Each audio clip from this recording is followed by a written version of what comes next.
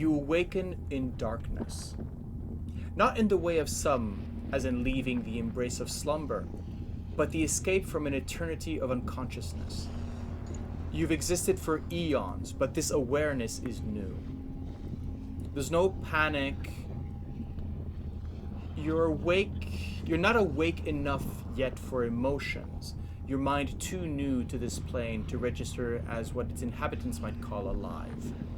Barely an ember of life.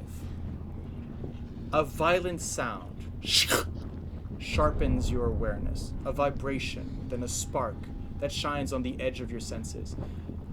It's too quick for you, but a hunger for it is born in that moment, overwhelming. Your ember now quickens, senses now in alert, lying in wait. You reach and grab it this time. Its heat, its energy feeding your life enough now to allow your consciousness to slither its way across your environment, hunting for those sparks, waiting for that thunder announcing lightning. Then something new. The discovery of movement, of an unmastered inertia as you are lifted out into a new medium. The darkness traded for light, the pressure of packed earth for the freedom of flight. You land in heat, all-encompassing, hungry fire, as the furnace attempts to add your heat to its own. But you find yourself feeding in return, as a battle of hungers launches itself, with survival as the main prize. Yours is the greater, as exponentially you grow, feed, and explode.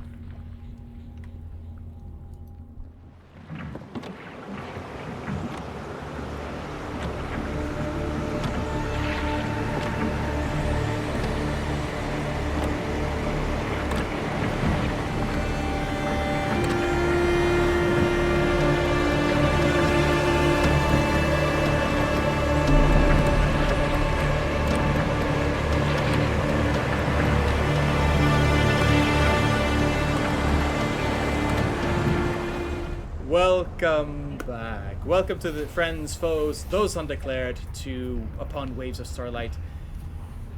Welcome to Caldera City.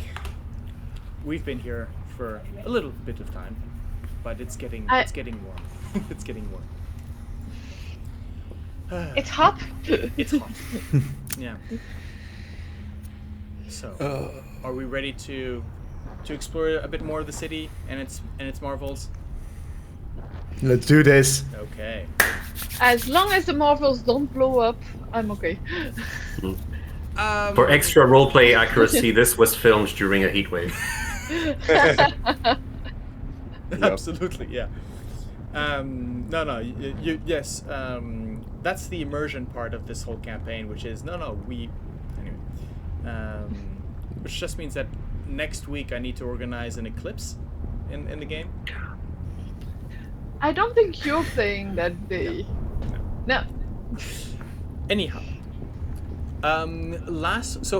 with whom do we start? Should we go with Astrea, Farron, Gizmo, or according to your notes, yes.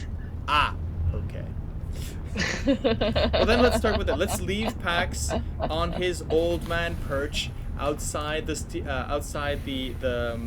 Powder Cake Inn.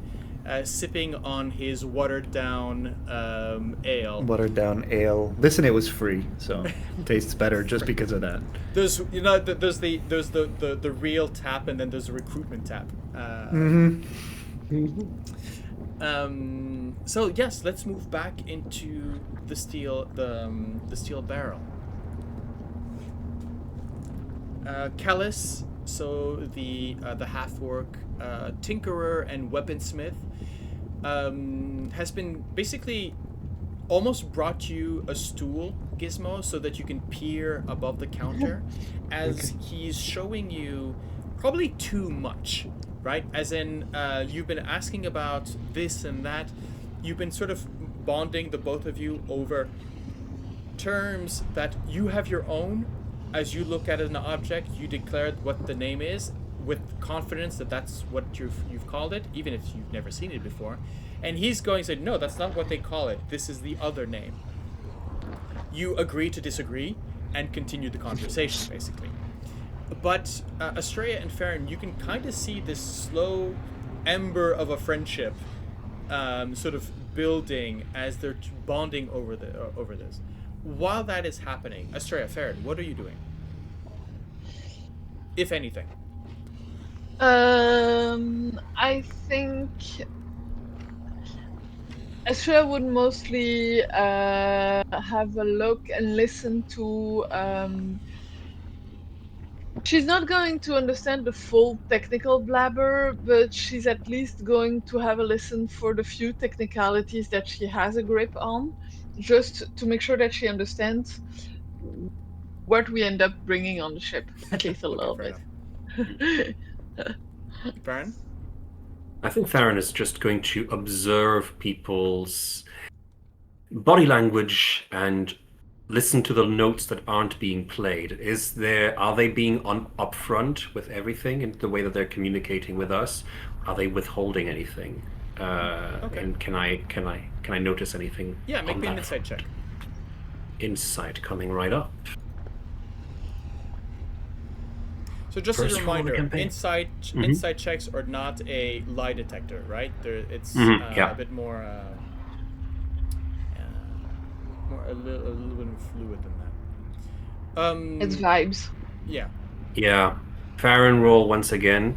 It's a 6. I think it's very much. I think with a 6, I think you're a bit bored of all of this. As in, okay, yeah, the two geeks and in the center. Maybe you're distracted by something else. What would you be distracted from that conversation by? I think I am surrounded by. I think it's as you say, it's two geeks having a conversation, and so I'm in an environment where I rely on my understanding of social cues, of the language of what is being said to try and survive, and suddenly I don't speak the language. So I think I'm distracted by my frustration of suddenly Gizmo is thriving here, and I am unable to contribute. I will. Okay. Then I'm going to just slip in a sliver here, and make a suggestion. While they are talking, so Astrea, you're trying to concentrate following on the specifics of the conversation, not getting into the whole technical, but you're understanding enough to know that what this artificer has done is basically managed to put in.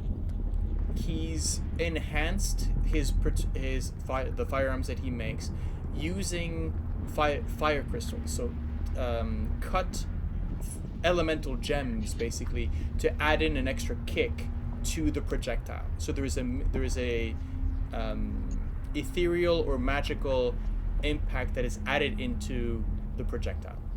Still requires powder. It still requires a bullet, but there's an extra oomph that's put in, and he's very proud of that because, well, he's the one who came up with the idea. Mm-hmm. And so he says, if you see any of these weapons outside, it came from this shop, basically. Farron, I think you're to the side of this, pretty much. I'm not saying it's because you're not the center of attention, but you sort of wander off. Your attention wanders and your feet take you in the same direction. And you find yourself sort of looking around, maybe over the counter itself, to where you can see there's a few, in the back of the shop, there's a, how do you call it? Lapidaire. So there's a jeweler's sort of setup there. There's a setup to cut the stones. And you can see that there's a whole series of sort of uncut gems there, or stones. some of them in various state of either being polished or being or fairly just raw. All of them seem to glow, even though they're separate entities. They all seem to glow with the same kind of pulse. Not a heartbeat, not that quick, but something along the lines of maybe a slow, slow breathing. So inhale, move, then exhale. There's that slight pulse within the stones. There's a moment where, but you also see as he seems to be working alone here. You're not seeing, as you're looking around, there doesn't seem to be an assistant or anything. There's not so much space for that. And so you can actually see on the side there are these two crates. One of them has been sort of opened up, but these are heavily reinforced steel-banded chests or crates. One of them, the top has been sort of popped off, and you can see again this. It sort of has this sort of low glow. It looks like coal, basically large clumps of coal, from which there is that sort of glow coming intermediately. As in, these would be the uncut. These would be the raw ore from which the stones are cut and polished. Right. No one, potentially no one is paying attention to you at this moment. Is there anything that you wish to do? Well, I'm not gonna get sticky fingers, though, the temptation, but you say that they're breathing. Yeah. Are they breathing all in sync, or does each chunk has kind of like a breath of its own? No. So the ones in the barrel seem to have the same kind of breath the ones on the cutting desk are, which are about maybe 5 to 10 meters away. Yeah, but are they all kind of like breathing in different no, as rhythms? They're all breathing together in the same together. Same pattern. Ooh. Okay. Okay. How small is the smallest one I can find that is on there? The smallest might be let's see. I mean, it's a crate, right? So you can't really go to such a. If you want to sort of grab one, you can find one that could sort of maybe fit in the size of you could find one to palm if you wished.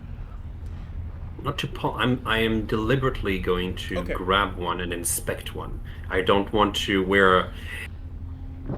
are on too fragile ground to make a bad impression. Did that already once, didn't I? I think the one that you grab, the stone, the rough stone, is about the size of maybe of a goose egg. Mm-hmm. So, like I said, it fits quite well into your palm. Immediately as you reach for it, the heat there is... It's strange, because there are, you can see the blackened parts that are it looks like coal, right? Rough coal, without the graphite coming onto your hand. But and it seems cool. That seems cool to the touch. But as soon as you turn it around, there's maybe a sliver in the black that's sort of open to a crack, and you can see the fire gem within, and that produces heat immediately. It's like opening an oven and getting that blast of heat immediately. Yeah. But the rest is cool. Hmm. Is there any way that I can essentially probe it, magically speaking, kind of like to try and get a better understanding of it? Do you have the identifier? Almost stone? as if... Not yet. Let me see. By the way, no, wait. No, I do not. Oh, however, it's not quite that, but I can essentially cast a spell which is called Borrowed Knowledge, and for 1 hour I can choose a skill in which I lack proficiency, and for the spell's duration, I have proficiency in the chosen skill. So, if that's okay with you, I'd like to give myself proficiency in Arcana, and doing that, use an Arcana check to try and assess it. Okay. So this has been Right. Mhm. What's the level of the spell? It's a second level spell. Second level spell. Okay. And your casting is charisma, correct? Yes. Okay. Can you please make me a charisma saving throw, please? Yes, I can. This is fun. Charisma saving throw. Good. Hello, Farron. 12. It's 12. Okay. There's a moment where you're wondering, okay, I need to get this information, and basically at some point, that borrowed knowledge spell, it's more than just casting a spell trying to reach out to the universe for the knowledge, right? This is literally you calling that your editor, basically, and saying, I need more information. Could you please add another book to my library?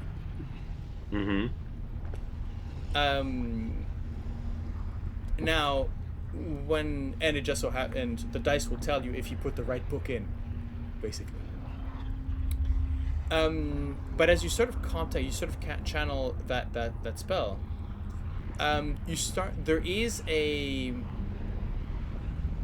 it's not like there's a reaction to it, but what you're holding here is some form of elemental magic, and there is a vibration. There is something there. You managed to put it down, sort of maybe take a step back and cast your spell. You don't fear that it would intervene, but that much elemental magic, as the knowledge comes into your mind. So please make me an Arcana roll, by the way. Okay. And we will add so just click on Arcana and we'll add the +3 of your +2.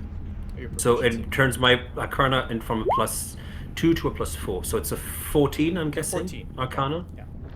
Yeah. So there's a moment where, as you drop it down, probably first on instinct, then you realize, whoa, okay, this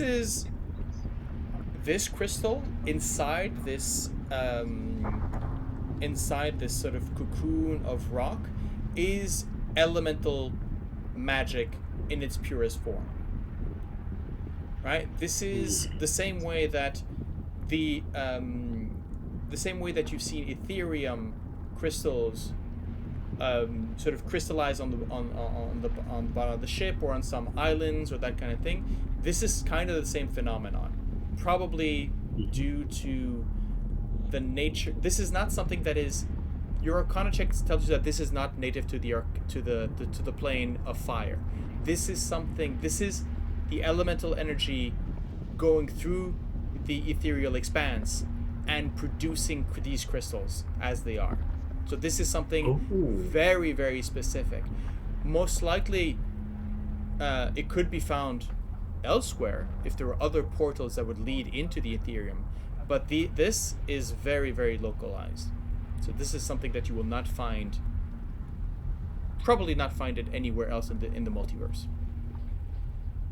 As is, right? You might find other things that do the same thing.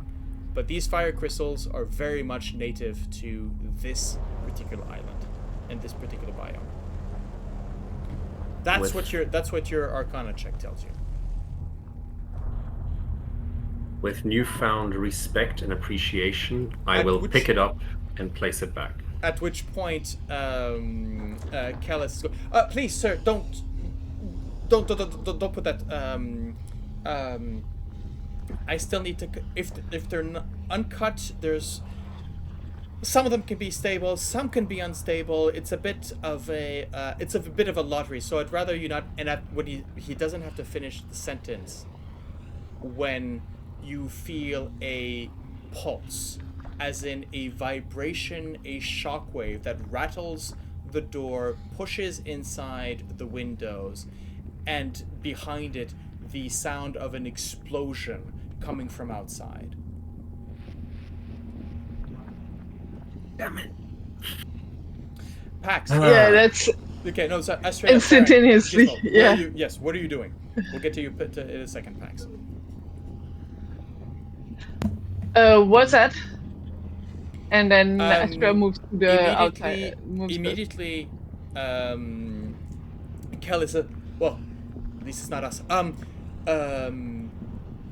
Please, stay, if you need shelter, stay inside. Something, I need to. And he basically turns out, not finishing his sentence, basically turns out, and you can see that he closes the crate. There's also something there's that just of a flash of, there's a flash of magic or something where when he closes the lid to the cask, there's sort of a line of inscriptions that sort of shut, basically making sure that you're not sure if it's some sort of lock or something else, but sort of placing, and goes to the back and starts rearranging the crystals that he had been working on into these little boxes, where they would be individual, basically not safes, just wooden boxes, right? Sort of like a honeycomb of little spaces, where each gem has its own spot.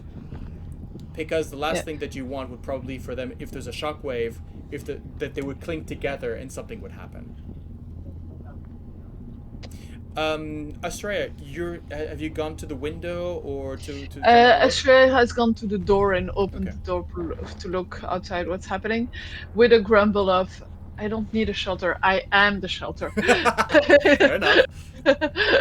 I am the shelter from the storm. Badass one-liners. We have to start writing these down. Absolutely. Astrea, I am the shelter. Well, that should have been the name of the ship. If the Chimera sinks, you know what to call the next boat. Your next vessel. Where was I? Yes. As you open the door's been sort of. The door's more solid than that. It hasn't been blown open in, right? You just heard the thump of the shockwave hit the store, basically. But as you open the door, you can see that not too far away, maybe a couple of 100 meters, maybe a block away, there is now a plume of smoke that is coming up from a nearby area. From where it seemed to be maybe coming from one of a nearby sort of little plaza, where actually no, I can tell you exactly where it was.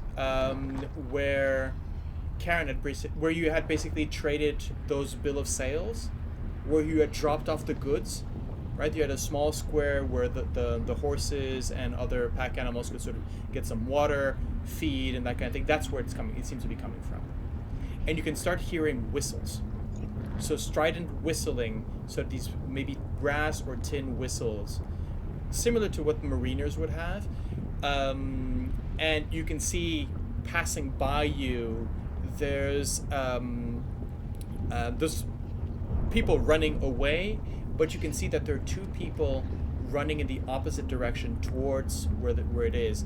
Them as well. One of them blowing a whistle, and the other one basically reaching in the back, reaching in a pack and sort of tying an armband around his bicep, and you can just see that on it it's a red armband with what looks to be a keg, sort of a large mug, basically the symbol of the militia. Or actually, technically, it is the Powder Keg Inn's banner, but it does have that militia sort of look to it. What do you want to do? I think Astrea is gonna run behind the militia guy. And Okay, just are you go and calling have a for look. your crew, or are you just going, they'll follow me if they love me? I am kinda, yeah. I'll just say, Farron Gizmo, I'm going. And now it's your decision if you follow or not. I mean, it's an explosion. There's probably fire, so of course I'm following. There's just a moment where I look at the tinkerer inside. Have a nice day. Blade out and runs behind. Yes. Be careful. By the way, Gizmo. Yes. There were a lot of when the I'm going to give you an opportunity here potentially, as in when the shockwave hit, he turned around. There's a lot of stuff on the table right now. Is there anything that you're grabbing, or are you being polite and leaving there as it is? I'm very conflicted because my kobold nature my gizmo nature would compel me to at least take something just to not be rude. On the other hand, he's a new friend, so. Yes, but it's borrowing from friends. Yeah, exactly. It's borrowing from friends. Is there anything shiny and just? There's a lot of brass. Yeah. I'll get a handful. Just a handful of parts. Yeah, you never know when you need them. Okay. Yeah, so I think there's just, as you turn around, there's just a hand that goes shlink, and I don't even think Gizmo knows it, right? He just does it. It's a reflex at this point. Yeah. It's something you'll find in your pocket a couple of days later and going, oh, this could be useful. I have this, by the way. Yeah. Okay. Pax, we move back to you. And here, between you're farther away, not to feel that shockwave, but you do hear the thump of an explosion. Again, this isn't. I'll say this, Pax. This isn't it's not a detonation, in a way, right? This is not a powder keg blowing. It's not an explosion that. No, it's more of something. It's much deeper. If any of you have seen Mythbusters, it's the difference between C4, which is pushing, rather than black powder that is exploding, right? This is a shockwave rather. But you can see the smoke, and you're maybe close. But you're close enough to start noticing. Wait, do you notice? Make me a actually Astrea, both Astrea and Pax. You can make me a perception check, please. Yes, sir. That's a 14. Yeah, 14. Going right up. That's a 12. Okay. Yeah, Pax, maybe because you've got a clearer picture, or maybe because of the contrast with whatever light is behind. But within the, you can see that throughout the plume of smoke, that sort of, it's fairly wide, right? It's a plume of smoke and then moves up almost into a mushroom cloud. But you can see that there are these sparks, as in if, bits of flaming material moves up, until you see one basically go 180 and go right back down. Moving against the current that is moving the smoke. That's when you start hearing the whistles. And something that I had failed to describe in the last scene as you had entered, where all of these militiamen basically had their sashes or their and they would put them on pegs on this one huge peg on the wall, or either sort of drop them there. You can basically see as they're rushing out the door, some of them are struggling either with their gun belt or their sash or both, as three of them sort of rush out in front of you, and you can hear Vic basically yelling orders inside. Not yelling, more sort of shouting over the din, but it's also understood that, you three in charge, reminder, you guys are up next for the next call, and basically sort of organizes everything and then heads out the door, sash already belted, sort of gun belted and everything, and sort of stops and goes, hey, you want to come and have a look? This one of your elemental issues? You know it. Come on. Lead the way. And he basically sort of for a fellow who's about a meter tall, he's very quick on his feet. And there's almost a, but that I forget if he was. I forget if he's a gnome or a halfling. I think he's a halfling. In my notes, it says halfling. Halfling. Yeah. But as you're almost sort of, as you sort of step up and try to catch up to him, that jovial way of him turns to something grim, right? You can see he's already getting to, not necessarily to battle mode, but he's very much sort of reaching and sort of, okay, this is what we're going to do. And starts basically giving out to the 4 or 5 that are around you, start giving orders. Say, okay, move around that way, make sure that keep the fire contained, do this, that, right. Make sure that keep whistling on that, and we're probably going to need reinforcements, and that kind of thing. Basically starts coordinating the whole thing. While he's doing that and we're on our way there, do I spot Karen, who's quite tall You do and not. also somewhere here? You do not. Okay. You have not seen her in a while. But then again, you're rushing towards where you'd seen her last, basically. Mm-hmm. I am going to move you to the map.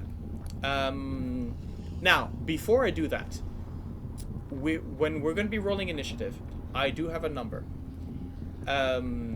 So if you roll above a 10, you're in the you can actually, if you roll above a 12, you're in combat as we enter it. If you roll underneath, you will have 1 turn of delay, basically. If you roll under a 7, you will get 2 turns delay, as you're trying to catch up to the mayhem that is in the middle of the street, as you're rushing through a crowd that is trying to get away. Okay? Max reminder, you have advantage on your initiative roll because you're under Vigilant Blessing. Yes, I still had it noted. Thank you, though. And worst case scenario, I can do the switcheroo with alert. That is very true. So that might actually be very helpful. So, now that we are on the map, please let us roll for initiative. All right. Let me first click the token, right? Yes, Please. Do you each see where you guys are? So we have up in the north, we have right here, we have... Oh, wow. Okay. And Pax, you are all the way down here. Yep. And that's a nat 20 for me. Nat 20, okay. Yeah. It makes sense. It's only a 21. Pax did a 21 as well, but... Bugger. So it's a 12 for me. So just meets it, beats it, right? Yes. I love that the dice tell it, because Astrea and Pax immediately started moving. Gizmo yoinked something and then started moving. Farron hesitated and then started moving. That's literally our order. Yep. Even for the smallest thing. Indeed. It's almost like the dice tell a story. Right. Okay. Here we go. So that's... Oh, ho ho. Where am I? So you should be all the way at the top. Has everybody found their tokens? Yes. Yes. Okay. Yeah. You're on the purple ping. Yeah, and the purple ping. Okay. As you so as you're moving in, like I said, this is a fairly small-ish courtyard for which be the loading bay for the market, right? You have on this. This is very much the place where arrivals, goods are basically stocked before they are distributed across the city to different locations, right? So food, but also ore and other such things are basically stocked here into warehouses, exchanged by either bill of sales or whatnot, kept here, and then little by little they're moved into the city. So people don't necessarily, they buy in bulk and then they sell elsewhere. The center of the square, you can hear as you're coming up onto it, Astrea, you can hear the panic of horses and animals. You can hear people trying to keep those animals calm or at least moving them around. And there is a high hiss of steam or smoke or something that almost a whistling that seems to be emanating from moving places within the. And okay. There's a moment where you actually see smoke passing in front of you, but not upwards, but just rushing through, basically impacting with one of these civilians that was running away, as a small humanoid winged form basically slams into him, made of smoke, as it makes contact with the person, and then all of a sudden, out of nowhere, flames erupt from the person's back as his clothing just launches into flame. Okay. Others nearby throw a heavy cloak on him, try to put it out, but it is currently chaos. What you are seeing right here are mostly all of the civilians that are going to be left in the chaos. There are many more, of course, but things are going to be moving in a sporadic way. Okay. Right. The animals can, by the way, the animals are not background. They are tokens, and they will be taken into account. Okay. Right, Astrea, you're up first. You go for it, and we are going. Let's put in some music, shall we? Okay, that's what I wanted to check. And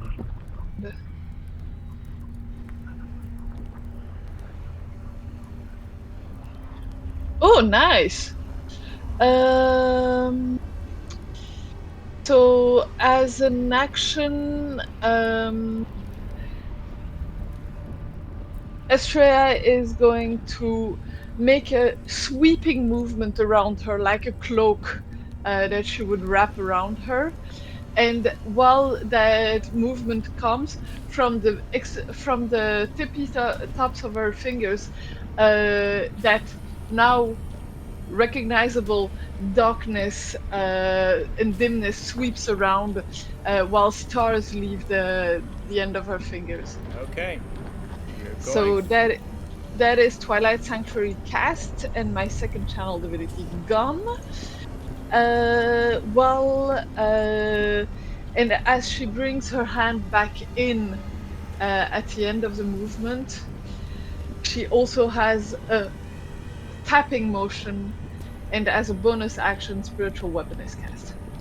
Okay, let me go get that spiritual weapon. Well, actually, technically, by the way, I can grab it. You can set up your aura. Sorry, move. Set up your aura, then summon your.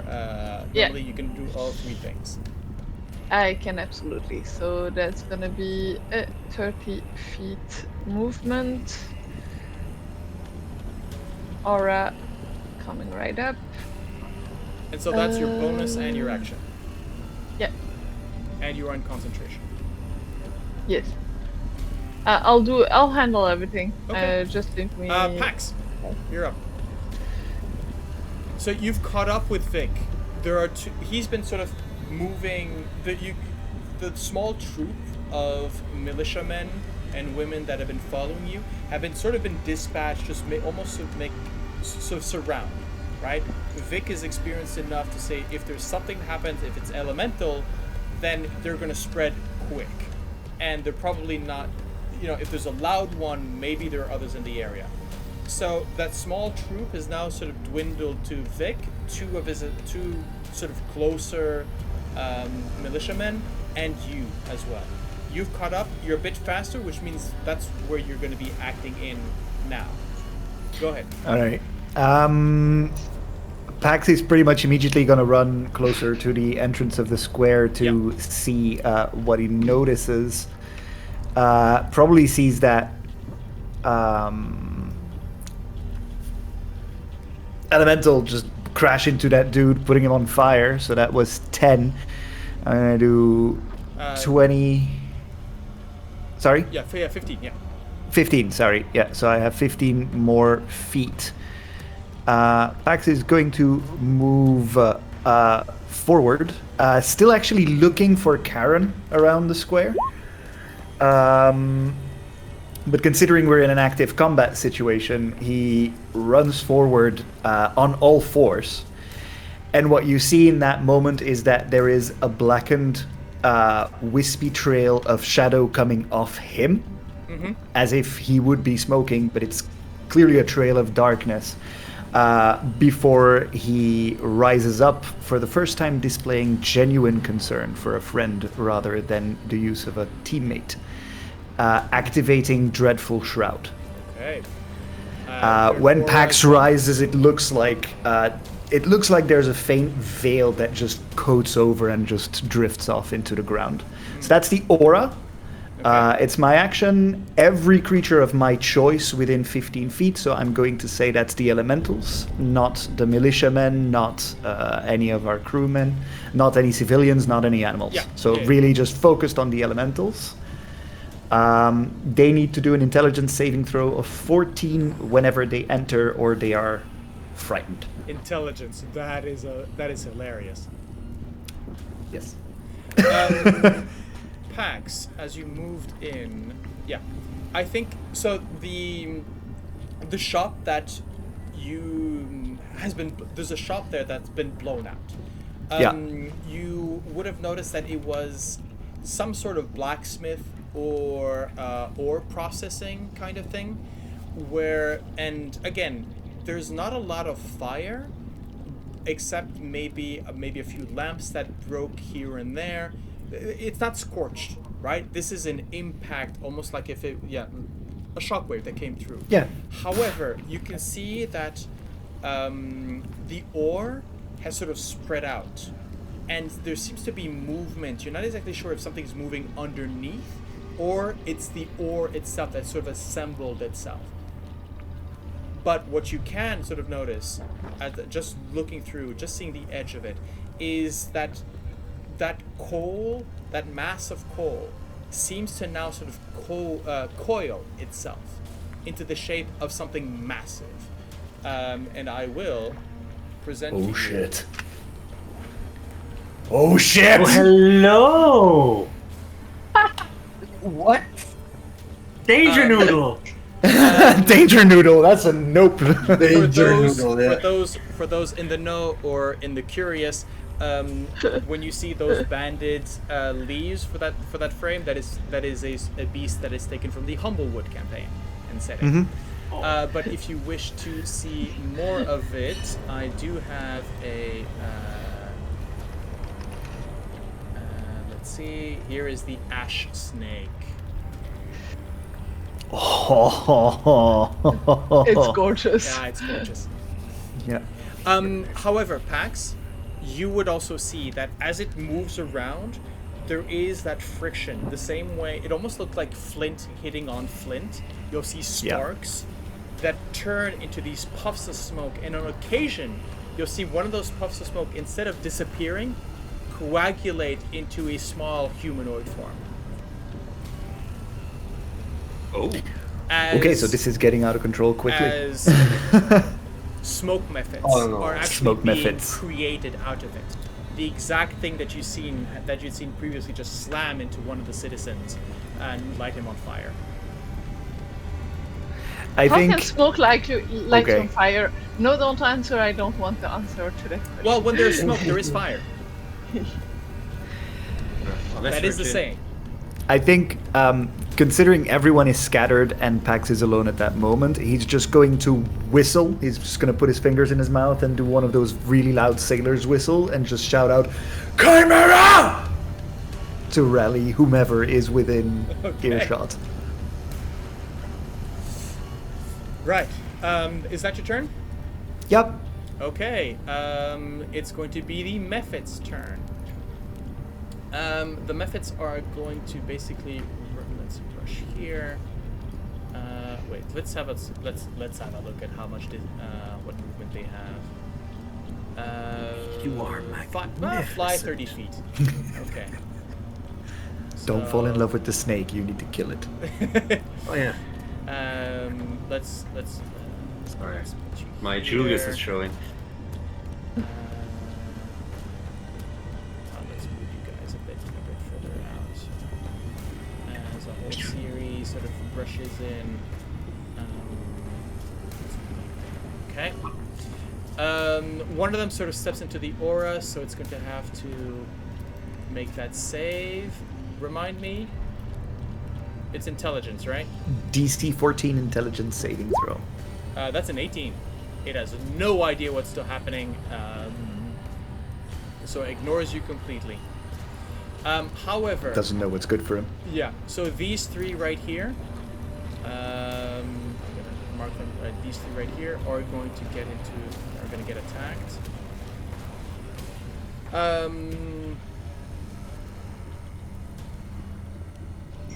Okay. Interesting. So these things are going to get clawed. So 1, 2, 3. Wait. I keep forgetting with this this new. That's a 10, 11. So again, these people are sort of they're maybe newly created. They're not sort of coordinated. They just rush in, and it's very much these two militiamen who had rushed probably before you, Astrea, are sort of batting away like an angry bat, basically, sort of batting these things away. The citizen itself is trying to cover itself with a cloak. The last one, I think, the one that you see in front of you. Pax is actually going to it looks like it's inhaling, but it inhales like a bullfrog, as in you can see the abdomen of it sort of blow up, and then there's a plume of smoke and ash that sort of rushes out of its mouth as it sort of spews towards this fellow right here, who's going to make a save as well. And let's see, that is dexterity. Go. A 5. So that's a failure. As you see him basically go and clutch at his eyes, as the eyes are completely gone red and opaque with ash and dust. So he is considered blinded. Okay. And so I'm going to mark him, I'm going to mark him as blinded, and this as the fact that he used his abilities. Okay. Right. The citizens are basically going to try and sort of, again, either run away or try to this one right here is basically on the floor with that Mephit perched above him. These ones are in combat. However, yeah, I think that these two are going to be trying to calm down the horse, and these two are trying to bring up buckets, basically rushing up buckets of water. I think this one's going to help his friend. Okay, Gizmo, you're up. Am I now? I'll go towards Astrea. 1, 2, 3, 4, 5, and 6. Do I have any? You get 10 temporary hit points. Yeah, 10 Nice. temporary hit points. I like temporary hit points. They are very nice for the time happen. Is that the thingy I'm looking at, like right in between me and Astrea? Is that your spiritual weapon, right? Yes. Or okay. The glowy thing is my spiritual Yeah, weapon. okay. Don't hit it. By the way, Astrea, considering how fast that spiritual weapon moves, you might have wanted to cast it further down. Yeah, that's true. You can do so. You can move it. that You can change 30 it. feet. Yeah, So 30 within 30 it would feet of have you. been at least yeah. I am a most generous GM. You are a very generous DM. Well, I don't really have a lot of visibility on what's going on. I just hear noises. You can always sprint. I can always sprint. Is there any chance I can help with the two poor people down here? Can I do anything for them? Who also got 10 temporary hit points. Yes, they'll, as well as the horse, actually. Yeah. Though, does the horse, is the horse yeah, true. considered an ally? So what they're doing is that, wait, how much movement did you take? You did your full movement and your dash, right? Yeah, basically, yeah. Yeah, so there's no real action that you can take. What you can see is that what they're trying to do is one of them is trying to calm down the horse so that they can actually unharness it, leaving the cart behind. Okay. Well, next round I'll try to help them in some way. Yeah. But okay. you now have a full view of the battlefield. Yeah. Are the 10 temporary hit points still there, or am I too far? No. Like, You are within. I'm gonna. Wait, I'm just gonna check, but I think it's if you start your where is it there? I think it's if you start your turn, you get them. If I start. Whenever a creature, including you, ends its turn within the sphere, Ends. you can grant. Yeah. Ah, so now you Okay. get the 10 temporary hit points. Nice. Okay, that's The Right, it Twilight makes Zone sense. is very much delineated. I mean, it makes sense that it's not a boost; it's a protection. So it's when you end your turn. fair enough. Okay. That is going to be it. Right.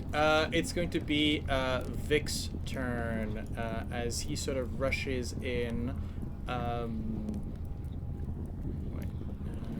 Up. I think he's got 25, or is it 30? 25.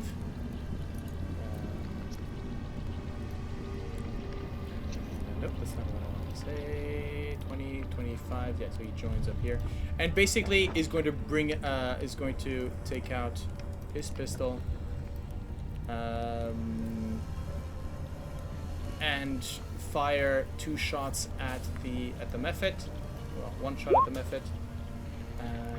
24. That is 6. Okay. Right. Okay.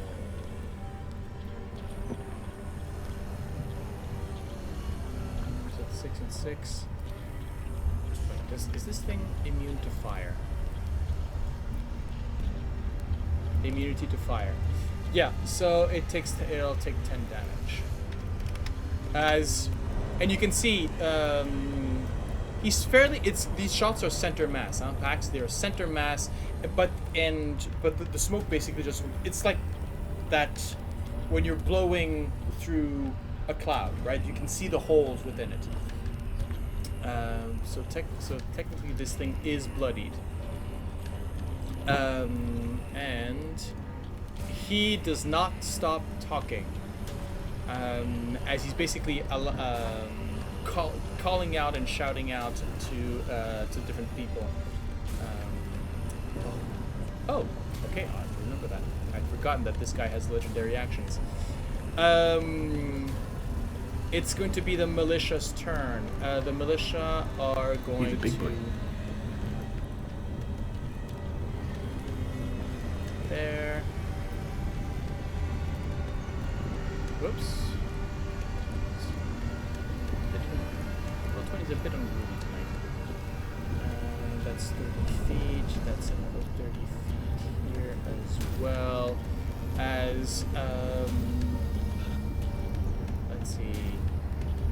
They do not have multiple. No, they do not have multiple tasks with their pistols. So 4 pistols are going to ring out, starting north. That's 1, 2, 3, and 4. That's 12. Right, so this one misses, probably because disadvantage. Well, technically this should be disadvantage. Doesn't matter. Yeah, so those 2 are not going to hit. Yeah, okay, not 1. However, these 2 are going to hit. So on the, that's going to be 9 points of damage. And this one is this first one is snuffed out, and the second one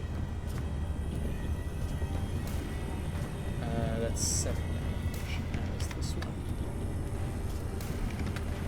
This one is bloodied as well.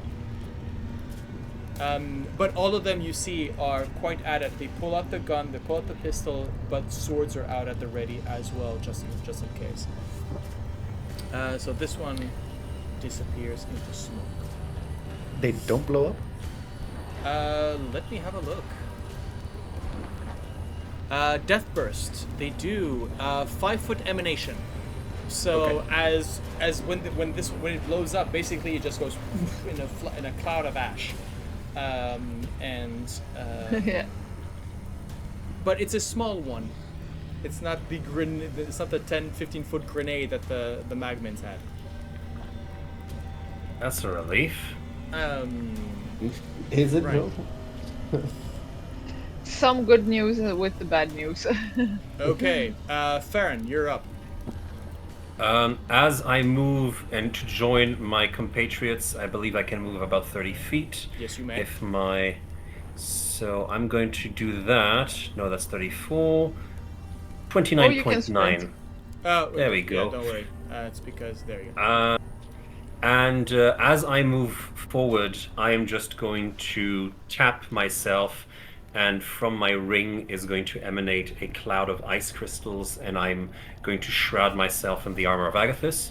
So Okay. that's for my bonus action. As for my action, I'm not sure from my current vantage point what I can see in terms of clear threats. I think I can see this You little know what? swirly go around. Just because I'm gonna add yourself another 10 feet if you want to get to the square. Right. Gizmo and Astrea, you can add yourself 10 feet as well if you wish. Oh, hello. There we go. Add yourself good, 10 feet of movement just now, just so that you get. There we go. I mean, I got my movement. I got the vision because my weapon was in the square, so I could see what was happening. But yeah. Nice. I need to remember that. I'll have to take out the vision from your weapon. No, it's very useful. So, big guy right over there. There is. I see you a cart with what I'm assuming is The spiritual weapon. Astrea's weapon. Yes. Can I see past it? Do I have line of Yeah, sight yeah. on, for example, Yep, you do. this guy right over there? Yep, you do. Okay. Good. If line of sight isn't an issue, and I see that, okay, I see that Vic and Pax are engaged with two. I think they are. I'm gonna let them do that. I'm gonna help out the militia right over here, and I'm going to Eldritch Blast that one. Okay. So this one is this one right. So, just so you know, these guys Yeah. are civilians. Oh, Right. These are townfolk. They are Okay. fairly adept and they are armed. The militia are these guys. wait a minute. I cannot see which the militia. I don't see them glowing. Sorry. I didn't do it. These guys. Ha. Okay. Yes, I apologize. Okay. You need so the two next to you, Farron, those are civilians. Civilians. Okay. They're handling the horse and getting yeah. him out of there. Yeah. Tell you what.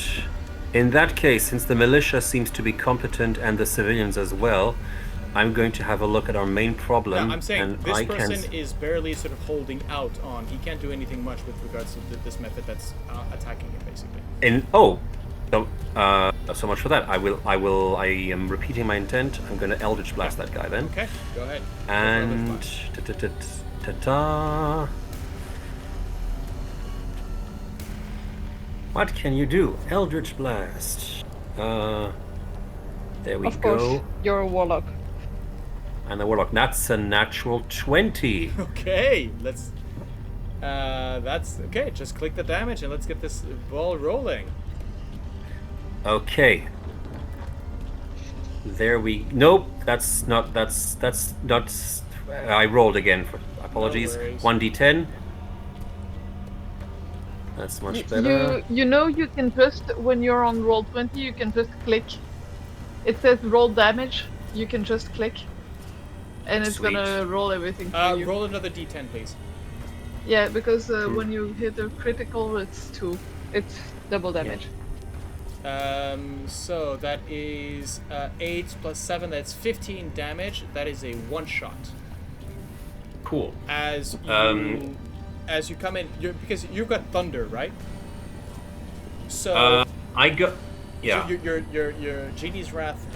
So there is literally that thunder as it just flies, and again, there's that same explosion of ash and soot as you see the person in front basically being covered in this and basically start coughing.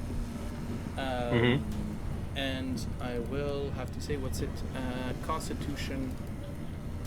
Caldari citizen. Constitution. Where are you? There you go. 20. Okay, somebody was wearing their safety mask. Cool.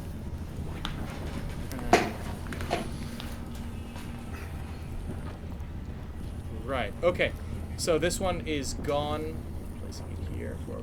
But yes, but definitely there's the hacking and sort of turns trying to see who did it. And then on their turn, sort of keep trying to get up and maybe help out somewhere. That's your turn? That's about it, and that's my turn. Okay.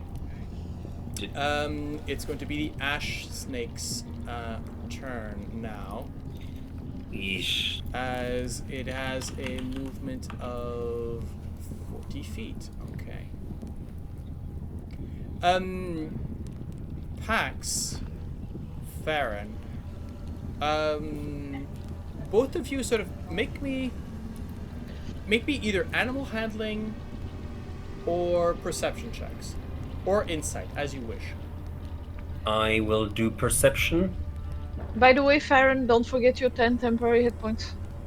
I just did add them. Oh, that's a natural one. Okay. Yeah, you are not looking at back. Okay. So That's natural too. Okay. Yeah, so okay. Well, whatever information I had to give, I'll keep to myself. No, Farron, don't forget. Well, you've got your temporary hit points for Armor of Agathis, so that's what counts. Yes. Oh yeah, okay, yeah, right. As it moves out, so the snake sort of slides out, right? In this way where it keeps, it's still amorphous in a way, where its head sort of moves through its body and the body sort of aligns itself. It's like an amalgam of rocks that has not decided to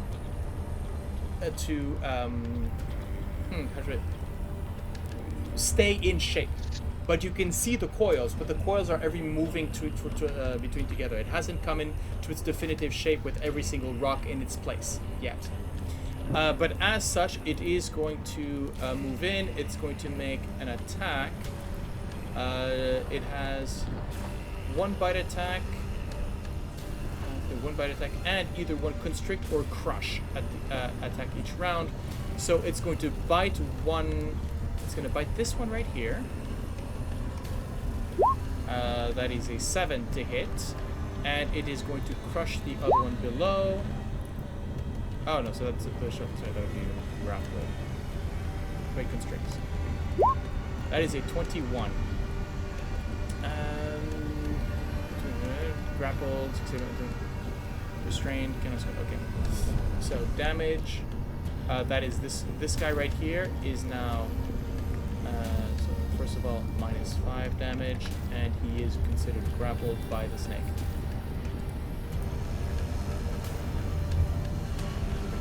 There you go. So as this one right here is brought into the coils, sort of rushed in as the end of the tail sort of wraps around him, he's brought in, and a method basically perched on the back of the back of the snake just goes, sort of stands and readies, and sort of again seems to go and sort of try and blow up or do something, basically readying an attack. That is the ash snake. Astrea, you're up.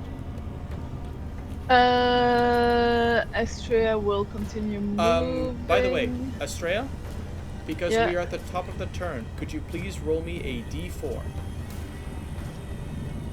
Give me a second. Can I finish my movement before or no, not? this happens before. This is at the top of the turn. Okay, 1d4. Yes. Okay, That's a so 4. basically I'm adding 2 methods above the snake. To be fair, the DM asked you if you could roll the dice. You could just say no to that, and Then we I would have solved the asked you problem. to do it. Shit. And then if you had said no, I would have demanded that Pax do it. If he refused, I would have had Farron. I would have insisted that Farron do it, and every time I would have added 1 to the D.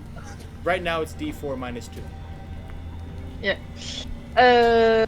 So that is my movement.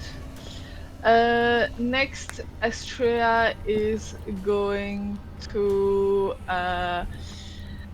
look at the snake who has one of the militia in his coils, and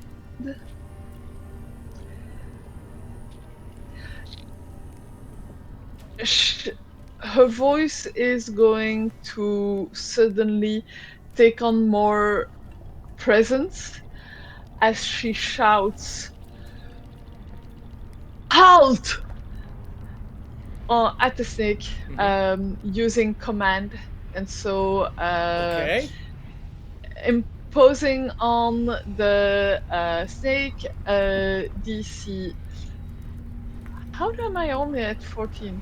DC 14 Wisdom saving throw. Wisdom save. Well, I mean, wisdom isn't the best for this particular thing. No, I know, but let's see, sciences, language. Yeah, you don't. Does it? I think command. no. You don't need It's to any understand creature. anymore. Yeah, no. Okay. What does halt do as it fails? On its turn, the target doesn't move and take no action or bonus action. Okay.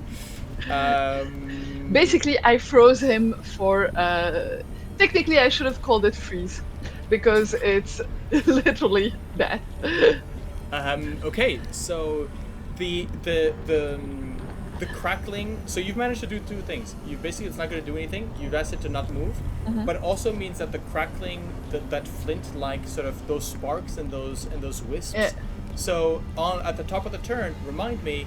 But this action means that he is not going to be producing methods. Yeah, very good. Oh, and by the way, my spiritual weapon moves and attacks the mephit in front of Okay. him. So that is 1 spiritual weapon attack. Nice. No. Okay, it doesn't Yeah, grab that's an the 18, nat so that 20. Yeah, is- that's an 18. 5 damage. Yeah. Ignore the critical damage. Okay. Too bad. By the way, I will be treating the methods in a specific way here, just so you know, as you're kind of seeing how they work. Which is, as soon Yeah. as they get bloodied, if they're bloodied at the beginning of their turn, they will move and explode rather than attack. Yeah. Okay. So if they're bloodied, you might want to finish them off, or decide you don't need to because. I am not going to. Oh wait. Yeah. No, I'm not gonna grab the new roll of the dice, but anyone who ends their turn in my aura Gets has the 9. opportunity to grab 9 hit points. Okay. Temporary hit points. Pax, you're up. So when we saw that mephit die next to that civilian, Yeah. that civilian started hacking and coughing, Yeah. right? It wasn't burn or anything. No, it wasn't burned. It was hacking and coughing. Yeah. Okay, Pax draws a deep breath and starts holding his breath. He's got 15 minutes. And charges into this bloodied mephits, he's putting dots together. I don't know if it's correct. It doesn't need to be confirmed. It's a battle. But the militia seems to be set up in a way to take them down when no one is in range with their pistols. Because that guy was annoyed looking around. Who did this?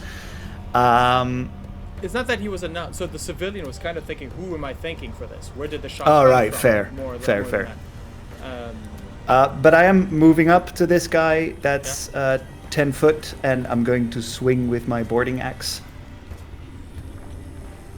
That's a nat 19. And I'm pretty 7 sure, damage. Yeah, 7 damage. That is a kill.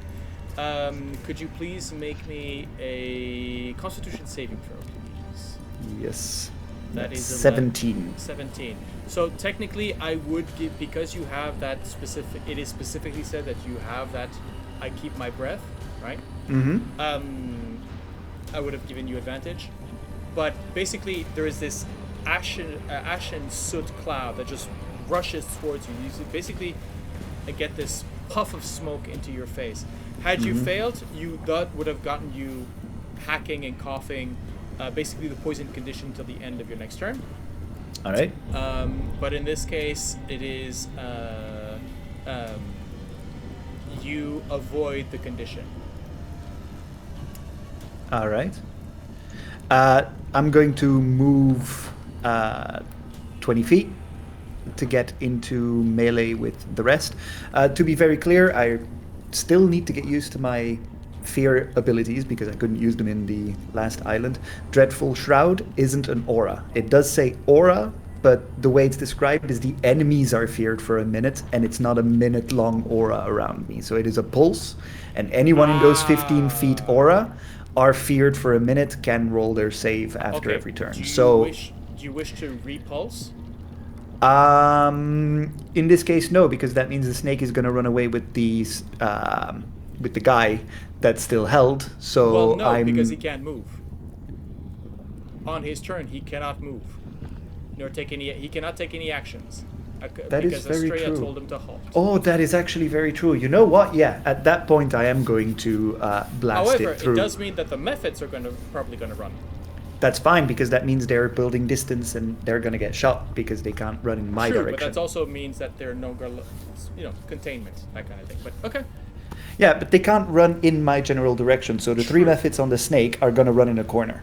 Okay, so let's. So you're gonna pulse that then? I'm going to pulse that. This Is that time it an really action? manifests. Is that an action? Bonus action? So I action search and I use my action to do that. Okay. Well then I will. Let's see. Right. So. What? Remind me its intelligence. So DC 14 intelligence saving throw. If they fail, they are frightened for 1 minute and they can attempt the save at the end of their turn.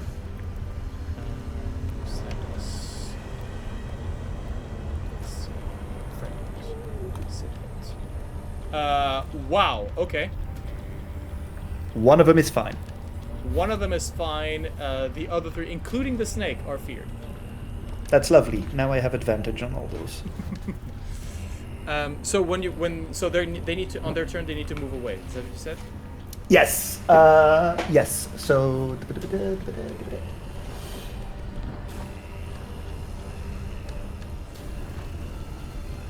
Okay. Forcing foes to turn tail and flee into the wind. Yes. Right. That is very a lot of flurry in what they're saying. It's not at all helpful GM wise. However, Wait, can I one of them is going to fly. One of them is going to basically try and flee away. This one is that's the end of your turn. Yeah. That was movement, action, bonus action, Perfect. extra action done. Right. So this smoke. Basically, you have a attack of opportunity on this smoke method. This one right here. Lovely. As it tries to fly away.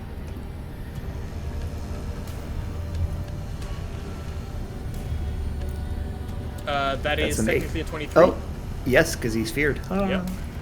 7. 7 damage. Yeah, so this one's, so not enough to kill him off, right? So I'm going to take these two off the board as they fly away. And the main snake remains. Okay.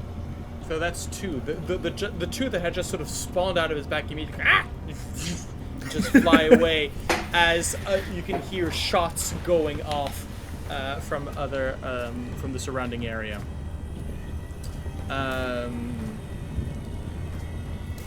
let's see. For the methods, is there anything left here? I think this one is going to try. Yeah, these two are going to jump you. Let's go. Shield out. This one is going to jump there. And that's all the methods that I have left? Oh.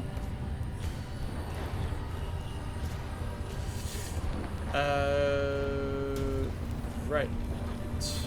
Oh, by the way, Pax, I forgot to ask you, could you make me an intimidation roll? Absolutely. A strength one or a charisma one? Strength, because that's what we decided we were going. Okay, 17. Right, okay. Thank you. No problem. I love having my players roll and not telling them why. I love not having all the info. Okay, so let's see.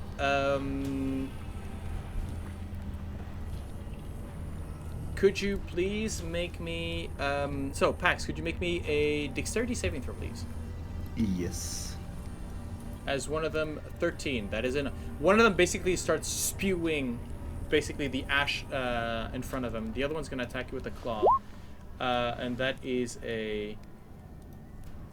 Oh god, that's an 8 to hit, so that's not going to help in any fashion. Let's see. So as the first one spews, I just waft the cloud away in the process of blocking the other guy's pretty swing. much, yeah. And I'm going to do the same thing for Farron. I'm just going to spit in your face. Could you please make me a dexterity saving throw, please? I can. Dexterity coming right up. Come on, D&D Beyond. Do your job. There we are. Not great, not terrible. 13's that's 13. enough. 13's enough. As again, you managed to sort of maybe block away this this ash that comes, this cloud of ash is basically just blown right into you, like like a very rude cigar smoker, just right into your face. Of ash and soot. Right, that's going to be the Mephit's turn. This one is no longer blinded. Right, the citizens now. The citizen at your feet, Astrea, basically sort of you give a hand to sort of grab him up. Sort of thanks, and is basically going to go here towards the water. I'm going to roll for the horse. That's a natural 20. Okay, so these two basically manage to unhitch the horse and move away. So consider them out of the way like that. Okay. And these two are going to basically struggle away from... So they're out of danger right there. So currently, on the board at least, the civilians are out of danger. Gizmo. Let's go. I'll move. Okay, I want to get a higher view of the battlefield to see exactly all the enemies we still have to defeat. So I'll just go 1, 2. I think I can do 3, right? 4 and 5. Can that count as being on the? So this cart is currently on fire. I think you can see the little flames. Yeah. Actually, yeah. No, I was not seeing them. If you wish to put yourself here, you may. I think that is actually, a fairly good idea. Look, if you want to climb a flaming cart, go for it. I've got rules for that. And since I know the little methods explode on contact, basically, I will instead use catapult on the big coily snake ashy thingy. Okay. Astrea, could you give me the exact terminology as to the halt? What does the halt command do? So it's no actions and no movement. No action, bonus action, or movement. Jeez, Wow. I can display on VTT. There is no. Yeah, hold on its turn. The target does not move. Take no action bonus. Okay, perfect. No, I'm just wondering. Yes, so it gets its saving throws. That's what I'm saying. That's Yeah, what I was yeah, looking for. Okay, Gizmo, make the attack. Make the. Oh no, it's a dexterity saving throw. It So- is a dex save. Yes. Save. And That is a 13. The save DC is 14. Okay, so it takes the damage. Yes, cool. Cast. Why is the cast button not Just available? you can just roll the damage. Oh wait, Oh. because probably you spent most of your spells in the last battle. Oh, we did. Yeah, we did. Oh no, we didn't rest. I don't have any spell slots. I cannot do that actually. Okay. Yeah, we didn't get the long No, rest, you right? got a short rest. No, you no, never no. got a long we rest. we had a short rest. I'll make that a magic stone instead, which Okay. kind of looks like Yeah. catapult. Fair enough. So bonus action, you pick up three little things and you fire. So make your attack. So it's just a spell attack, I think, if I remember correctly. It should be in your bonus actions. Voilà, so that should be the attack. That is a Yeah. 19 to hit. That is a hit. And I'll click for damage. And that's 5, and that is the first scale of the snake. Nice. Nice. Hey, Gizmo gets first coil. Wait, first. Yes. Yeah, first blood doesn't really work for this guy. Yeah. First ash. Yeah, oh. First ember. First ember. Yeah, and then you go in to kick his ass. Yeah. Wow. Gizmo, that's bonus. That's movement, bonus action, and That's action. movement, bonus action. Yes. Okay. It's gonna be Vic's turn. Vic is gonna go basically gonna turn to one of his guys. Well, we can't let the new ones have all the fun, huh? Okay, here we go. And basically is going to try and rush. He's gonna rush in. He's not quick enough to get there completely. But what he is going to do is that he's going to. Oh wait, no, he is. Yep, he isn't. So he's gonna take out. Yep, he's gonna go multi-attack. Oh, I had forgotten about this.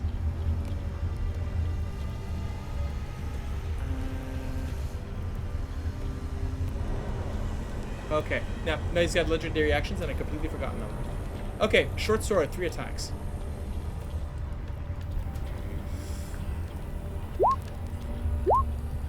First one's a crit. Damn! Let's see, does it have anything? No, okay. Right, so crit damage. Okay, that's 7, that's not. Wait.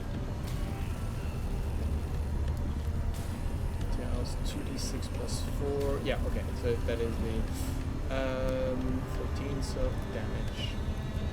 So that's a total of 13 damage onto the ash snake. Right.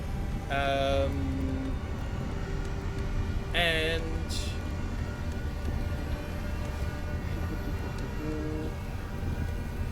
yeah, okay. That's going to be his turn as he's trying. Basically, as you can see, Pax, right? He's trying to free his comrade from the coils. So basically, he's slashing at that. And I'm going to amend the rules a little bit here by saying that he's going to take it at the end of his turn. He's going to take a legendary action to use Rally the Troops, which is basically asking an ally to use their reaction to make an attack. In this case, he's going to use that Rally the Troop to basically give advantage to that militiaman on trying to get out, basically. The militia, they are going to bring out the knives. So this one here is going to 2 short sword attacks on the Mephit. That's 1, that's 2, that's 2, damaged twice. That is 13. This one is gone. And of course, Constitution. Yep, blinded. Oh no, this one's poisoned. As he starts coughing up as he basically takes a mouthful of ash. This one is going to try and get out of there. So strength saving throw. That's a 20. Didn't even need the advantage as he manages to break out. Now, there is going to be the ash snake has a 10 feet. Yeah, I'm going to allow a bite attack. That's a 14. That is not enough. As there's a spasm, and there's just it cannot because you said no attacks, no, but it can take a reaction. I'm guessing. I don't know. Anyways, this one is sort of out of there as he sort of runs to get away from that. Basically, Vic telling him, get some water, drink it and come back. So this one is no longer.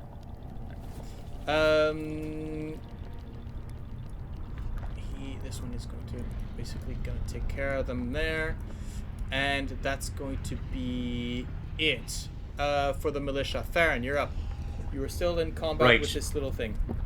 So trying. Yeah, I'm going to tank the attack of opportunity of this thing, and I'm going to try and move. I'm going to try and move within line of sight next to Astrea, essentially, within line of sight of the big snake thing. What's your AC? So my AC is 14. 14 meets it, beats it. Cool. So you're going to take 3 damage. Yes, and it takes, as per the spell, it takes from my armor. I think, well, it's level 2, so I think it takes 10 damage. It takes 10 damage, yes. Right, so it hits you, you feel the impact, and I will say this, instead of exploding, it completely freezes over. So you basically have a smoke method wrapped in ice that shatters and then slowly dissipates. So there's no explosion in that case. Nice. I All am according most to generous. Pikachu. Yes. Sweet, sweet. And what I'm going to do is I'm going to ask you, that lovely little snake creature, Yes. what's its size category? It is considered, so this would be medium, large. This is actually huge, I believe. Oh, okay. It is huge. Well, okay, that's trickier than I thought. Because in that case, it won't be affected by repelling blast. No, it won't. Still, I'm going to do what warlocks do. I'm going to throw an... Oh, okay, no. Tell you what, I'm going to try something different. I am going to...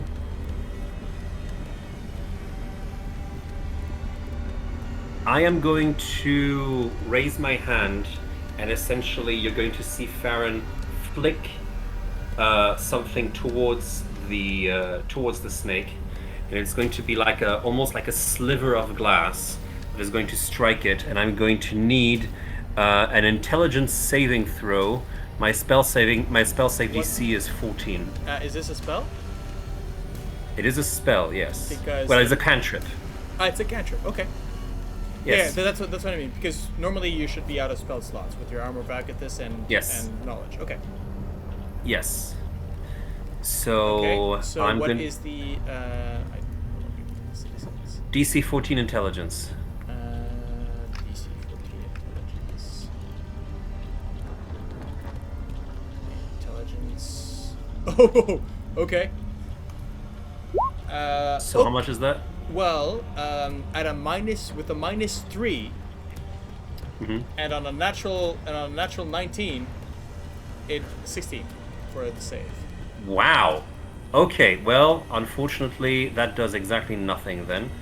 And damn, I really thought that was gonna work. All right, any other bright ideas?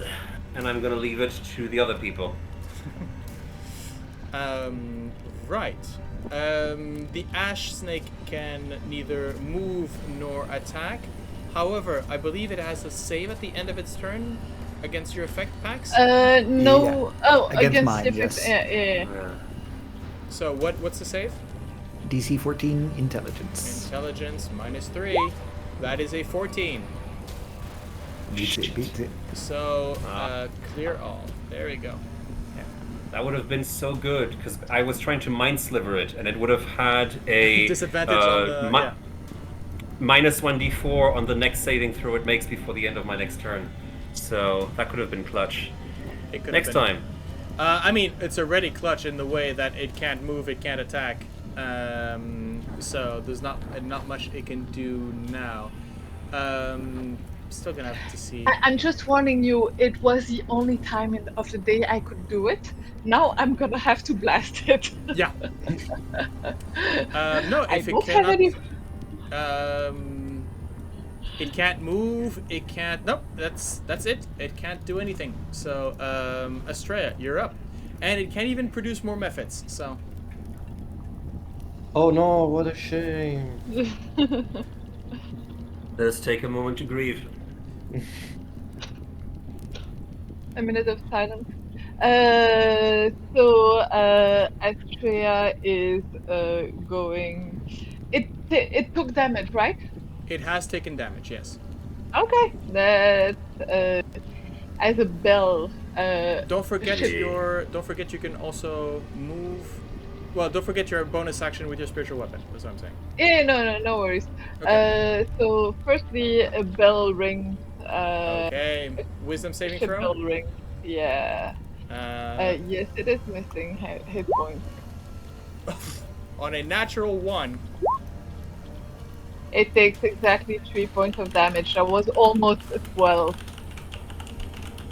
Okay. The dice. -3. Okay. Well, I mean, every little bit helps. Yeah. And what is it? There.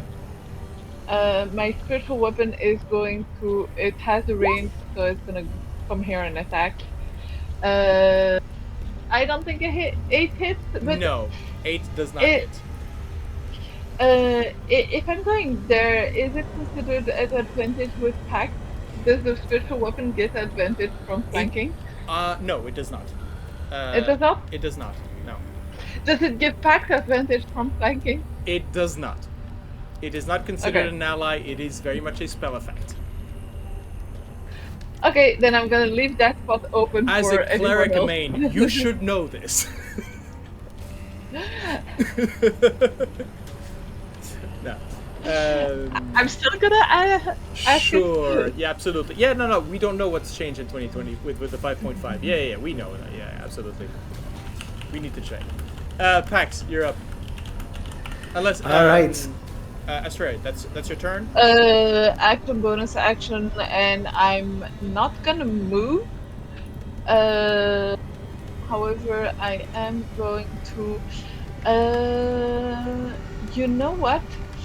How are the people around looking? Are people still frightened? Are people still panicking? Or is it under control? The situation, because the militia came in, is reassuring them. So. And the horses. If I remember correctly, one of the effects of your sanctuary is that you can remove the frightened condition. Yes, but it's or, not and. So I Right. have to choose which one I. Yeah. I mean, you tell me, right? Are you? So, the big danger seems to have passed. You know what? Make me an insight check, quick. Yeah. Okay. Is it? But can you decide for each individual, or you're going? No, I remove fear for everybody in the aura. It's whenever a creature, including you, ends its turn and it's in the sphere, you can grant that creature one of these benefits. Right. So each so- one. Yeah. Each one. So I can pick and choose depending on what they need. Okay. Well, I think that the horses are going to need your remove fear. Definitely. Yeah, no worries. Yeah. Yeah. So That's a 13, 18 at advantage. okay. So with a 13, most of the danger is gone, right? No. The main danger is now centered upon this snake. The rest, Yeah. people have evacuated a bit, giving the militia their space. So you should be good with regards to that. Also, Okay. something that I forgot to mention, which on that 17 cry from Pax, which is behind you, Gizmo, there is a great double door of one of the hangars that opens up, and the familiar bulk of a towering minotaur basically Yeah! Let's go. and so I will add Karen to the initiative as she basically comes out and goes, "What's going on here?" Well, not going on. She knows what's going on, but she had been told, "Stay inside, let the militia." And then she heard Pax and going, "I'm going to just, I'm here." She is as she bursts in. You can see that she's pretty much just equipped with this large. It's like an oar in a way, or some sort of large. Which Pax, you have heard her referred to as the crowd keeper. Oh, yeah. Karen is particular. She's not a pacifist, but she will definitely try to. She's more of a we move crowds away rather than we bash them in. So she has the special attack where basically she does. She can decide either to do damage or to sort of push people away, put them prone. Well, she can either gore with her horns, or she does a 3d6 plus 4. This should be, yeah, I need to arrange that. That should be slashing. The bludgeoning damage. So she could do a lot of damage, basically. Okay. So, where was I? Okay, Astrea, is that your turn? Yes, I am going to still roll the hit point. Yeah. Just in case. Yeah, okay. 6. Okay.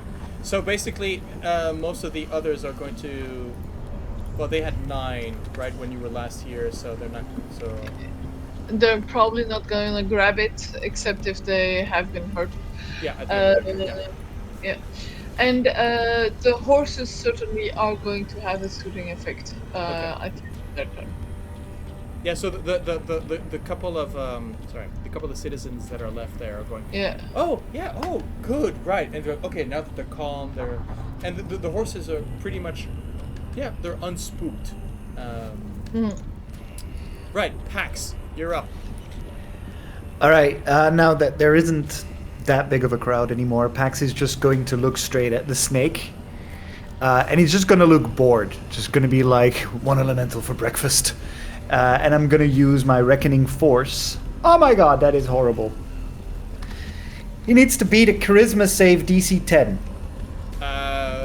Well, I mean, he's got a well, we'll see. It's He's got a Charisma this -3. time, because it's my Reckoning Force bonus action. That is a 6. Alright, it's frightened again.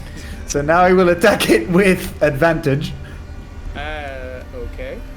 Because that was my bonus action, Reckoning Force. Okay. That is a 23. 23 for 5 damage.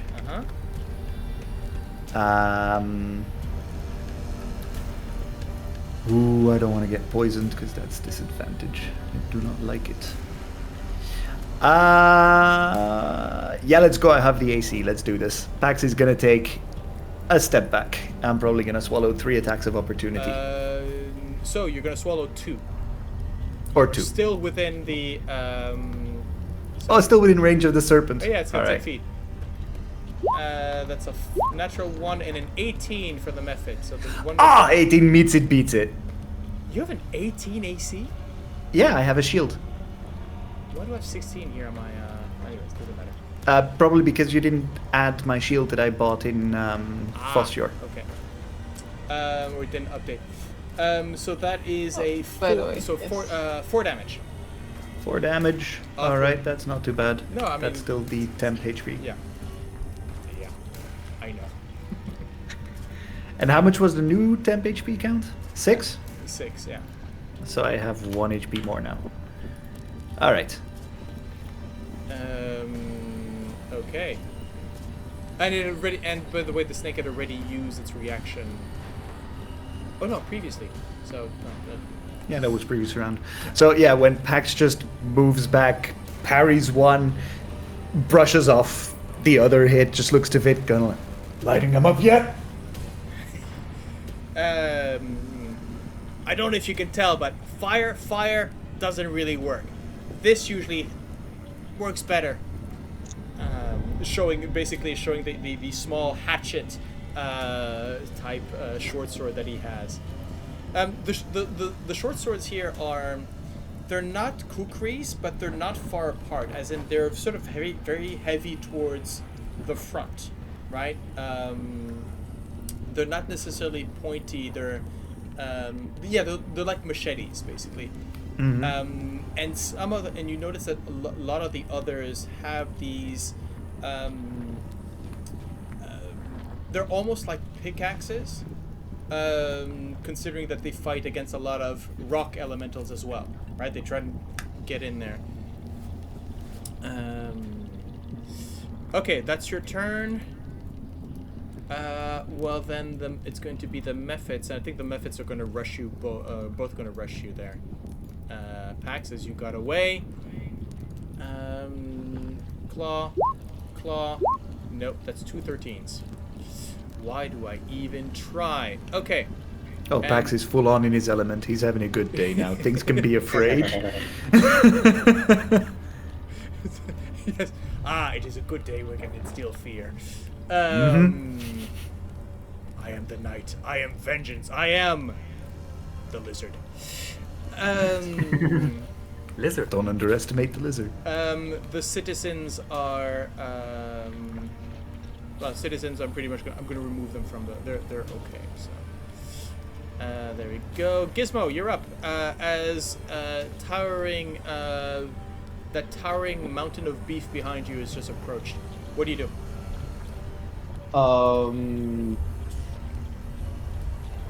Please don't call I look my very friends surprised beef. and I look very surprised and a little bit startled in the beginning, but I mean we are here. We're fighting. Do I still is Total Dead still a cantrip? Yes, it is a cantrip. You know what? I'll just walk 1, 2, 3, 4, 5. I want to place myself right next to Astrea. next to Astrea. And I'll do like last time. I'll take out this little bell. I'll put it on the ground, and it starts walking with a little. The wind-up toy, yeah. Yeah, exactly. And it Okay. starts clanking on its own head. Wisdom saving And- throw. That's a 9, so you do the damage.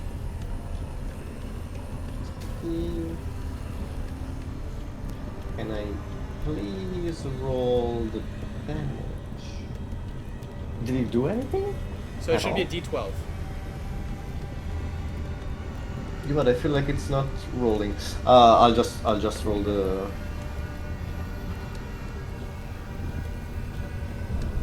Astrea, is there a bonus? It's just a D12, right? Or is it there? It's D12 plus something. I On think what? it is- Wait. Told the dead. It's here we go. so it's On Total it's Dead? No, one it's a straight D12. Okay. It's a straight straight die, yeah. D12. Yeah, I mean better Okay, than I nothing. can see guess. it on what you put in. Say. Yeah. It's a straight D12. Yeah. So 3 damage. Okay. Accepted. It's going to go to Vic. Vic is going to move in.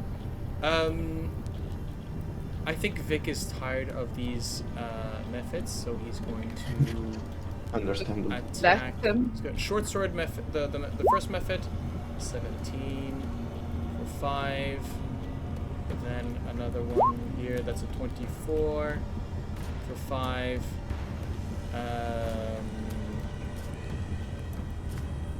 Yeah, he'll put in the big.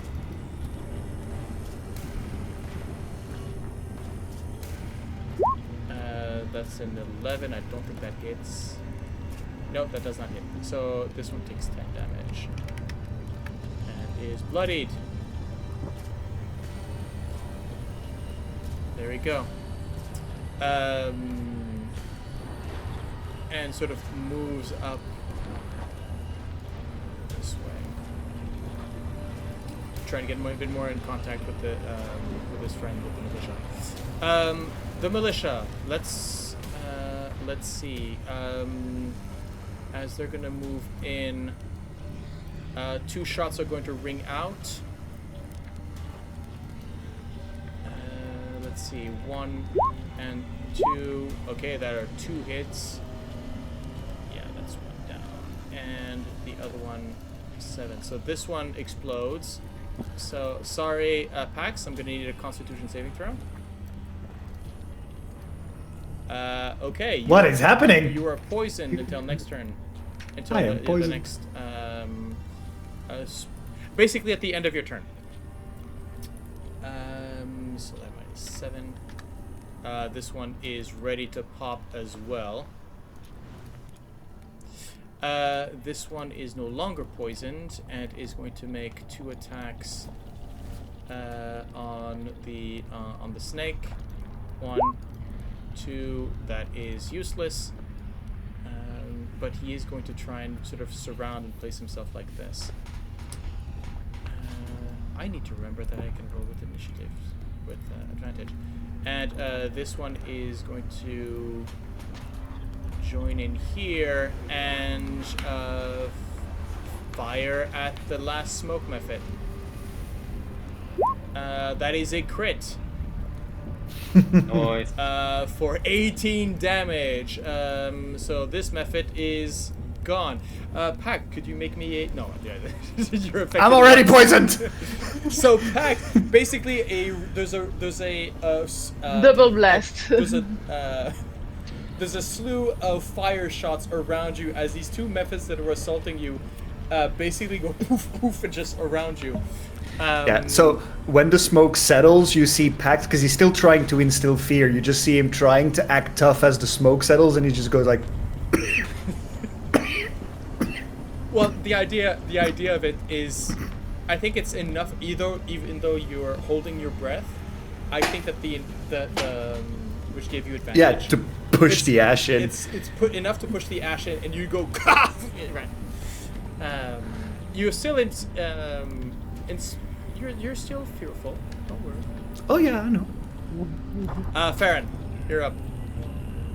Right, so I am going to Sorry. look at the by the way, situation. sorry. Before you do that, at the end of the militia's turn, Vic is going to spend 1 legendary action to. Vic has legendary actions. Good for Vic Yeah. has legendary actions. He's going to make it 1 short sword attack against the snake. That is an 18 for 6 damage. Okay. Which means the thing is now bloodied. Cool. Okay. Good Well- job. Go ahead. I can't bully it around by shoving it with my mind. I thought I could affect its mind, but it shrugged it off. So I was like, okay, let's try something different, and I'm going to go into melee with it. And I am going to strike it with my rapier and bonus action Booming Blade. Booming Blade's a bonus action? Oh no, sorry, action, sorry. Action Booming Blade, which Okay. does it fold into the attack? Yeah, it does. As a part of the spell is you make an attack. Okay, so this is Booming Blade plus everything else. So that's a scimitar attack. Nope, that's the damage. Sorry. Yeah. So I still need an attack. Let's try this again, shall we? That's an 18 to hit. So that Hits. is a total of 10 damage. Does it include the booming blade damage? It's just so- 1d8. So what happens with the booming blade is that if it moves, it takes extra damage, and then when you level up, I think to level 5, then it has another effect, which is it starts adding thunder damage to the initial attack. Right. Okay. So given that I have weapon mastery on the scimitar, however, Yes. I'm going to fold into the action. I'm going to fold one dagger attack, if I'm not mistaken. Yep, absolutely. So. Ooh, that's an actual one. Technically, you have advantage because you are flanking with the one who's behind. Oh, cool. So that's a 24. So that's you can 24. roll a Lovely. roll the d4 for damage. Yeah, because otherwise it's folding the other thing in it. Yes, that's 2 points of extra damage. Okay. And do I still have a bonus action left for anything? I do not. So that is my turn. But yeah, you've seen essentially the strike as I slashed into it. It is now wrapped in just a humming sort of energy that seems to coil around it. Okay. And that's my turn. Yeah. It's going to be the at the end of your turn. Vic is going to. Yeah, I think he's going to go for another slash. He's got 3 legendary actions, so that's a short sword. That is a 20 to hit, and that's another 6. This little guy is really, really effective. With regards to Pax, as you're looking, he is darting here and there, and he seems to know exactly where to hit this thing. There's clearly a knowledge where he's hitting where, so maybe analyzing where this thing where to hit. It's going to be the Ash Snake's turn, who can finally, once again, attack. So it is going to. I think it feels like it's. I think it's going to go all in on Ash Snake. Let's see. Bite against. The bite is a 7, so. And it's going to go for a constrict on Vic. That is a 13. And Vic, AC 16. So this creature does not do anything. By the way, it is considered frightened, so actually I should have been rolling that with disadvantage. I believe. If it's an attack roll, yeah, because I'm within its sight. Yeah, so does it have a save against that? No, this one ends at the end of its turn. Okay. I need to reapply this one. Right, If I want to okay. keep it up. So, and at the end of its turn, that booming energy, because it did not move, dissipates, I believe. Or is it the end of your Oh, sorry. turn? It's Farron? the end of my next turn that is frightened goes away. Okay, I'm gonna leave this up. Okay, it's gonna be Karen's turn. She's basically saying, Captain, where do you need me? The answer is gonna come swiftly. Front. Okay. The beast. Yeah. The beast? Okay, you tell her the beast. Right. Basically, Karen hunches down Yes. and basically charges. Let me just verify the charge. But moves at least 10 feet straight forward and hits with the gore attack on the same turn. So movement is 40 feet. She's she's just beyond, but let's give her that basically. Let's give her that 10 foot that we all got. Yeah, Yeah. You know what? Yes. She's gonna basically charge. Basically, the 2 carts that were in her way smashed to pieces. If there was a horse in the way, it would have gone to the butchers. Karen charges in, and therefore she is going to make a gore attack, which is a crit. Oh, Nice. She's gonna steal the kill. She's gonna be a kill steal. Okay, so what I want... Okay. Who wants to roll the damage? I'll do it. I called her to the Pax, field. Yeah. So I want you... Fair enough. I want you to roll 8d8 What? plus 4. 8d8 So- plus how much? Plus 4. At that point, you're wondering what's the plus 4 for. 37. So basically, the gore is 2d8 plus 4, but if she moves at least 10 feet forward towards the target, then hits it with a gore attack on the same turn, the target takes an extra 2d8. If the card And it's a crit. and it's a crit, so all that is doubled. It's doubled. If the target is a creature, it must succeed a DC 14 saving throw or be pushed by up to 10 feet and knocked prone. Now, this thing is immune to being prone, I believe. No, not Because even. it's... Okay. Oh, yeah. So basically, you see Karen gore the thing, and basically grab the entire thing and just push it back 10 feet, sort of blasting it away. Which means the back booming towards blade forge. damage.